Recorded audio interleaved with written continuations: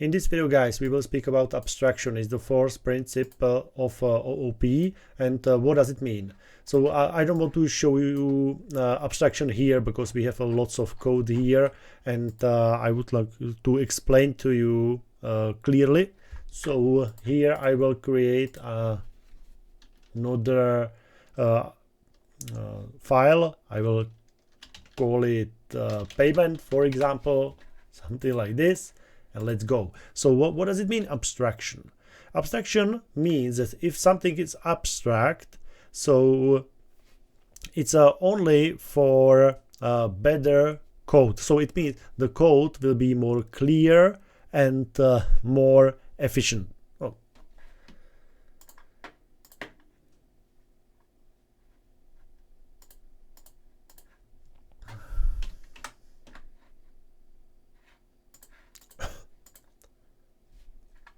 In this video, guys, I would like to show you the last principle of OOP, and it's called abstraction. So what does it mean, abstraction?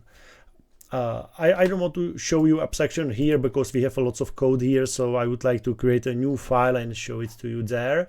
I will create here a new file, call it, for example, payment.py, and I will show it to you here. So we have two types of abstraction: abstract class and abstract method.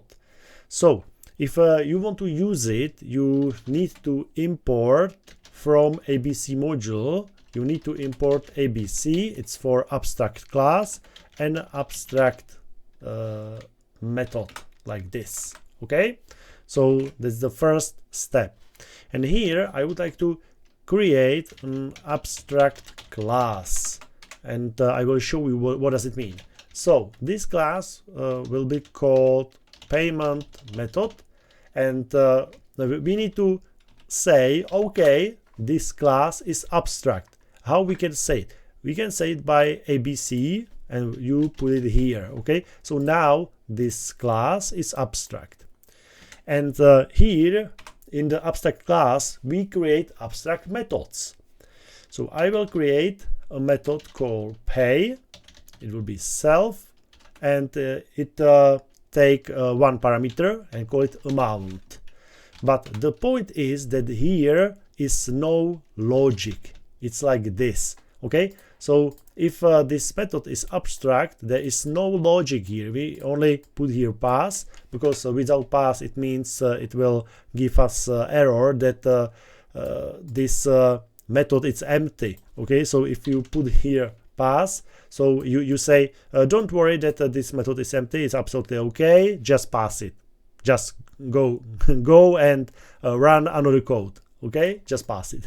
So, and now we need to say, okay, this method is abstract. How we can say it? So we will use abstract method.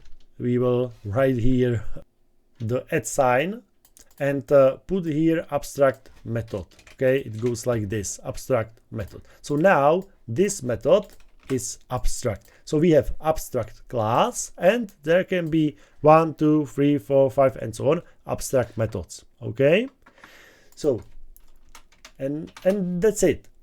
And now I would like to create a concrete subclasses. So what does it mean, concrete subclasses? It means that this is a payment method, okay, but the payment method isn't the concrete method of the payment. So here I would like to create class, for example, credit card payment, like this, and it will inherit everything from the payment method. So I would put here payment method, like this. So, and this is the point, or maybe I will write here another two class, PayPal payment, and again it will inherit from payment method, and one more time crypto payment, and again it will inherit everything from the payment method. So now what does it mean that these classes inherit something from the abstract class. What does it mean? It means that we said this credit card payment needs to have this method pay. Okay, here PayPal payment as well. There has to be method pay, and you need to set it. Okay, and here crypto payment, there has to be abstract method or the method pay as well. Okay, but the logic isn't here. The logic will be here, here, and here. So it goes like this. We will create pay self amount. It has to be the same like here, but here can be a different logic. It's up to you. For example, something like print paying amount, or it's some amount of dollars using credit card, for example, and it has to be the same here. So again, PayPal payment needs to have this pay method, okay, because it's inherit everything from the abstract class. So here again, pay self amount, it's the same like this, but here needs to be some logic. Okay, so again, for example, something simple like paying amount dollars again using PayPal account, and here absolutely the same. Sorry guys, I forgot pay self amount, and again def, and again print I will use it again, paying some amount dollars in Bitcoin,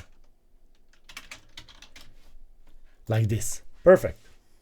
So the point is that this if some classes inherit something from the abstract class, so there is agreement between this class and this class that this class, this concrete class, needs to have the abstract methods from the abstract class. Okay, but here is there is no logic. Okay, the logic is here, here, here. Okay, and it goes exactly like this. And the point is that you can't create object according payment method class, because if you try that, for example, I will call it just test payment method like this. So I want to create a new object called test for according payment method class. I will run it. You can see we have error. Can't instantiate abstract class payment methods with abstract method pay. Okay, so this is impossible. So you can't create a new object according something what is abstract. I mean abstract class. Abstract class is something like the deal between the abstract class and concrete class. We have three concrete classes here, that all these three classes, because they inherit from payment method, it means all of them needs to have this abstract method. Okay, the name and the parameter, and that's it. The logic can be completely different here, here, and here. Okay, so guys, I hope that now you understand why we do that.